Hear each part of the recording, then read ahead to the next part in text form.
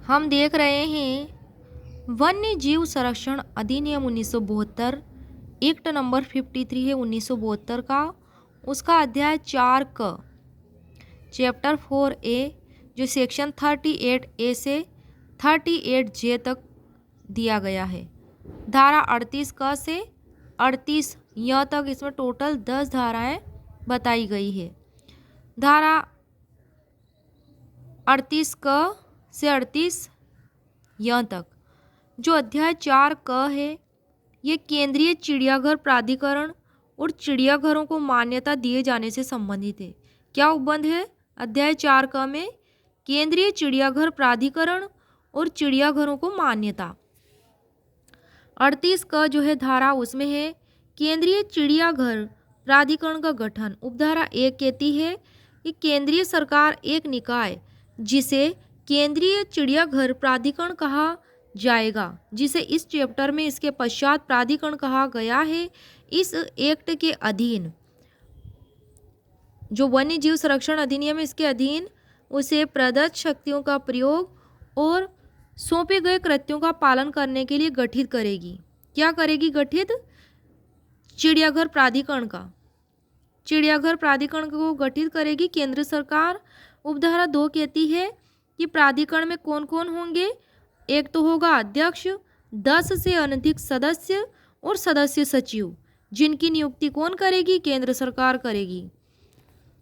अब है धारा 38 ख। अब कौन सी धारा आती है? 38 ख। इसमें है अध्यक्ष और सदस्यों आदि की पदावधि और सेवा की शर्तें। 38 ख में जो है कि केंद्रीय चिड़ियाघर प्राधिकरण का जो गठन होगा, तो उस प्राधिकरण में जो गठन किया जाएगा, उसमें जो सदस्य वगैरह होंगे, तो उन अध्यक्ष और सदस्यों की पदावधि और सेवा की शर्तें। उपधारा 1 कहती है 38 ख की, धारा 38 ख की, कि अध्यक्ष और सदस्य सचिव से भिन्न प्रत्येक सदस्य, जो सदस्य सचिव से अलग होना चाहिए, वो प्रत्येक सदस्य जो है 3 वर्ष से अधिक ऐसी अवधि के लिए पद धारण करेगा जो केंद्र सरकार इस निमित्त विनिर्दिष्ट करे। अध्यक्ष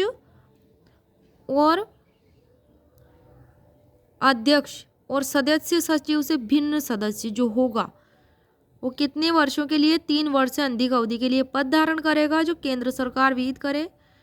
उपधारा 2 में क्या बात है? इसमें है कि अध्यक्ष या कोई सदस्य केंद्र सरकार को संबोधित अपने हस्ताक्षर सहित लेख द्वारा अध्यक्ष या सदस्य का पद त्याग सकेगा। अध्यक्ष या सदस्य का रेजिग्नेशन देने से संबंधित बात बताई गई उपधारा 2 में। उपधारा 3 में है केंद्र सरकार किसी व्यक्ति को उपधारा 2 में निर्दिष्ट अध्यक्ष या किसी सदस्य के पद से हटा देगी यदि वह व्यक्ति अनुन्मोचित दिवालिया हो जाता है, दिवालिया हो गया है। क में और ख में ऐसे किसी अपराध के लिए सिद्ध दोष ठहराया जाता है और कारावास से दंडाधिष्ट किया जाता है जिसमें केंद्र सरकार की राय में नैतिक अधमता अंतर्ग्रस्त है। ग में विकृचित हुआ हो जाता है, पागल और सक्षम कोर्ट द्वारा उसे ऐसा घोषित कर दिया जाता है। घ में है कार्य करने से इनकार कर देता है, ऐसा कार्य करने में असमर्थ हो जाता है। ङ में है प्राधिकरण से अनुपस्थित रहने की इजाजत के लिए बिना प्राधिकरण के लगातार 3 अधिवेशनों में अनुपस्थित रहता है। प्राधिकरण से अनुपस्थित रहने की इजाजत लिए बिना प्राधिकरण से लगातार 3 अधिवेशनों में अनुपस्थित रहता है, एब्सेंट रहता है तब। और च में है केंद्र सरकार की राय में उसने अध्यक्ष या सदस्य के पद का इस प्रकार दुरुपयोग किया है, मिसयूज किया है कि उस व्यक्ति का पद पर बने रहना लोकहित के लिए अहितकर है,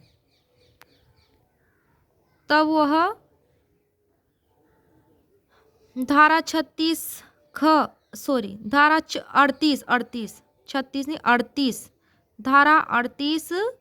ख की उपधारा 3 के तहत ऐसे पाए जाने पर या ऐसे कृत्य किए जाने पर वह हटा दिया जाएगा उसके पद से।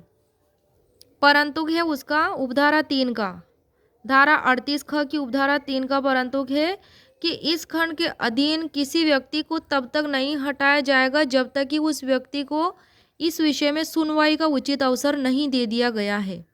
जो जो खंड है इसके परंतुक में बताया गया है बाद कि उसको सुनवाई का उचित अवसर दे दिया जाएगा जिसको भी हटाया जाना है अध्यक्ष या सदस्य को, और जब तक ऐसा सुनवाई का अवसर नहीं दिया जाएगा तब तक उसे पद से नहीं हटाया जाएगा, वो तब तक पद पर बना रहेगा।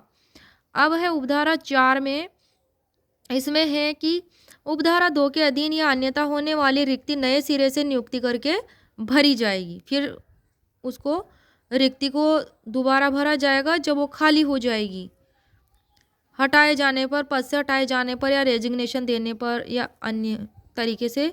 उपधारा 5 में है कि प्राधिकरण के अध्यक्ष, सदस्यों और सदस्य सचिव की वेतन और भत्ते तथा उनकी नियुक्ति की अन्य शर्तें वे होंगी जो विहित की जाए, जो बताई जाए। उपधारा 6 में है प्राधिकरण केंद्र सरकार की पूर्व मंजूरी से ऐसे अधिकारियों और अन्य कर्मचारियों को नियोजित करेगा, एम्प्लॉय करेगा जो वह प्राधिकरण के प्रयोजनों को क्रियान्वित करने के लिए आवश्यक समझे। उपधारा 7 में है प्राधिकरण के अधिकारियों और अन्य कर्मचारियों की सेवा के निबंधन और शर्तें वे होंगी जो विहित की जाए। उपधारा 8 में है प्राधिकरण का कोई कार्य कार्यवाही केवल इस आधार पर प्रश्नगत नहीं की जाएगी या अविधिमान्य नहीं ठहराई जाएगी कि प्राधिकरण के गठन में कोई रिक्ति या त्रुटि हुई है। कोई रिक्ति या त्रुटि होने पर जो कार्यवाही है उस पर प्रश्न नहीं उठाया जाएगा और ना ही वह अनलॉफुल होगी, अविधिमान्य होगी, ऐसा उसको नहीं ठहराया जाएगा।